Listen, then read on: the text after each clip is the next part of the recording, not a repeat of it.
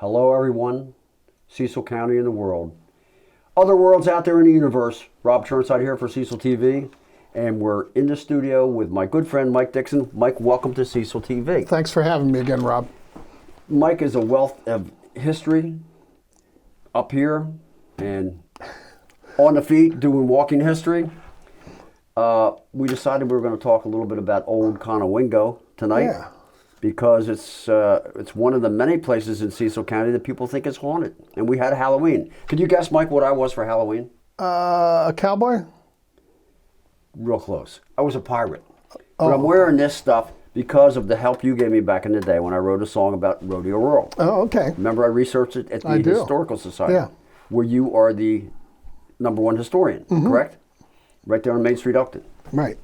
And the public can visit and... Public can visit. It's a great place to come and research, Rob. I mean, whether you're researching Rodeo Earl or your old house or your family history, ghost in the jail, whatever it is, it's all right there. Right. And I went there and I got some information on Rodeo Earl. And I should say that next week, Cecil County and the world, I'm going to play the song that Mike helped me write about Rodeo Earl. So stay tuned for that. And we want your stories about Rodeo Earl Smith, the Cecil County cowboy. And if you have them, contact Cecil.tv. Memorabilia, stories about Rodeo Earl, whatever. We want you to participate in this station and this show. So, Mike, haunted places in Elkton. Conowingo's one. What are some other? Well, of course, Conowingo, you've mentioned that, but Elkton has a fair number, Rob, of places that have really strong stories about hauntings, and people truly believe.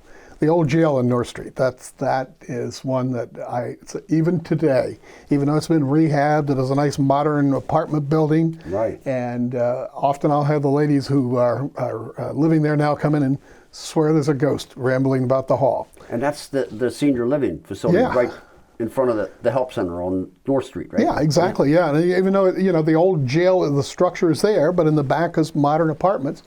And so it's amazing, Rob, how often I get that.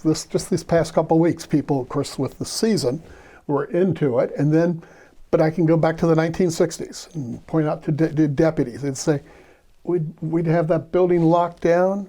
All the prisoners are sound asleep. It's 1 or 2 o'clock in the morning. They'd hear somebody walking back in there. And Mr. Racine was the night shift turnkey jailer. And he said, well, I know I got everything locked up. So he'd call Ralph Newton. They only had one deputy on the road in those days. And Ralph would come in. There's somebody back in there, Ralph. And they'd unlock the door and walk around and go through the floors. And everybody was sound asleep. Nobody moving around. And but Rob, you figure if there are ghosts, think of all the dark things that happen inside those walls. Right. Very dark things. Yes. Well, on a lighter note, old Conowingo, people say that's haunted too, right? Well, they do. Yeah, it's a story I hear often enough. People will insist that people fell off the dam during the construction of those big concrete walls to contain the backwaters of the Susquehanna. And when they fell into it as they were pouring the concrete, they just kept right on pouring because they couldn't pull them out. Now, I have never, other than people saying that, I have never seen that. But people insist there are ghosts up there, yeah. Well, a lot of our viewers know where Conowingo is today. Yeah. It's at the intersection of Route 1 and where all the stores are there. And 222 coming up. Yeah. Like the Dollar General and yeah. So that's if you went around the county today and asked where Conowingo is, most people are going to send you right there to that corner by 1 and 222 because there's a bustle there, a couple convenience stores, Dollar General, gas station. But the old village, Rob, was about a mile and a half so.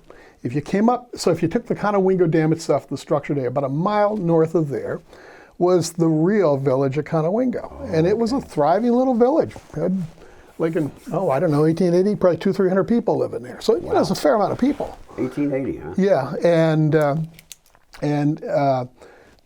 generations of people lived there until they decided they wanted to build that dam. And then it's underwater today. You can see it if you go up north of the dam along the river. There's a boat launch called the Conowingo Boat Launch in there.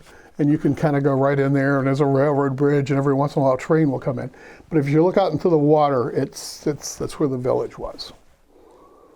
Is that up Mount Zor Road? Yeah, that's it. If you know Mount Zor Road, it's at the end of Mount Zor Road. And what happens is the the utility has to keep certain land for public good because they get the water rights. So they maintain there's a lot of open space and People parks. fish there, too. People fish, so you can launch boats. I'll see people paddleboarding if the river conditions are just right. So it's a nice little recreational spot. And people use it all the time. But as they're paddling on there in that paddle boat, there was a little village on there, a couple hundred people.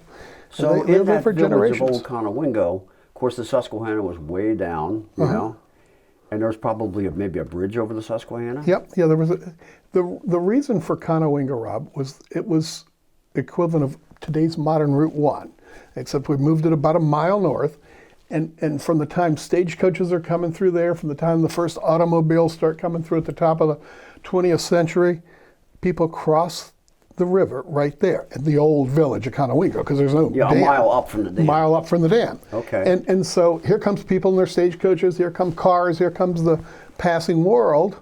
And then in 1926, a company called Philadelphia Electric, operating under a subsidiary known as Susquehanna Electric, decided they needed a hydroelectric plant, because this is the age of electrification. And then over about 3 years, they build the dam, and slowly the water fills in, and those people have lost their homes that parents and grandparents and great-grandparents had lived on. Wow. So the Conowingo hydro facility is one of the biggest around, right? Mm-hmm. Yeah. And at the time, it was quite the whole Susquehanna River, Rob, had 3 or 4 hydroelectric plants on it. So they recognized the value of that fall with the water coming down to the bay and stuff like that. And there's 3 others above Conowingo: Holtwood, I'm forgetting the names of the others. Safe Harbor, right? Safe Harbor, and there's one more. Up at York Haven is one. Right. Anyway, all 3 were hydroelectric plants. Well, this was 1920s, and Philadelphia is booming. They've got electric trolleys, they've got booming factories, and it's the age of electrification, so they need electricity. That was the spot to build it, right here in our little old Conowingo.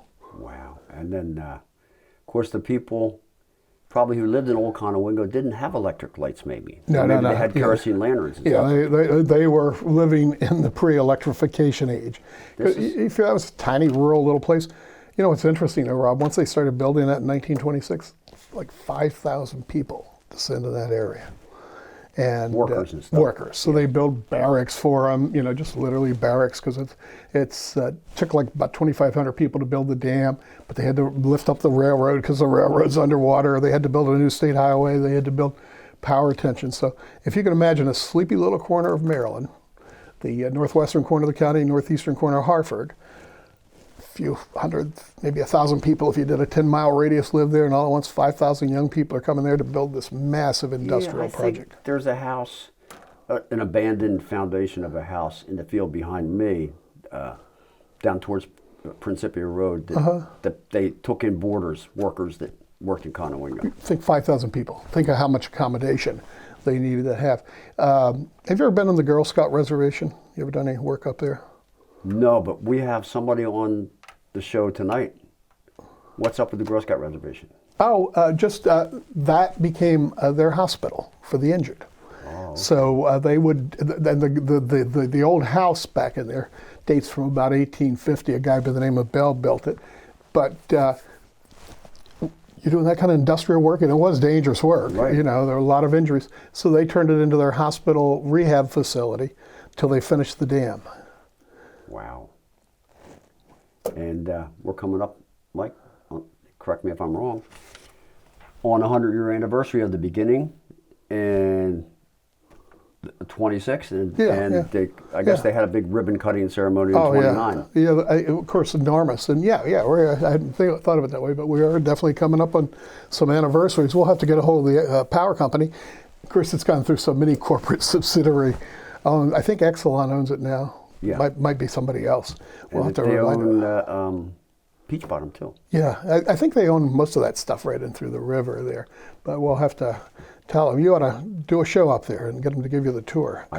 Actually, have you ever been inside the dam? No. It's a fascinating tour because it speaks to 1920s, much of it still does, at least last time I was in there. It speaks to 1920s engineering technology and the wooden doors and the wooden finishes and stuff. It's a tour. It'd make a great interview for you to go up and do from Cecil TV. I think Cecil TV should go up to the dam and check it out. I think so. Yeah. Maybe next Halloween. Yeah. Well, speaking of Halloween, I just found out what the #1 candy for Halloween is. #1 choice of candy for kids everywhere. You know what it is? I have no idea. I'll give you a hint. You just had one. Oh, I forget what I had.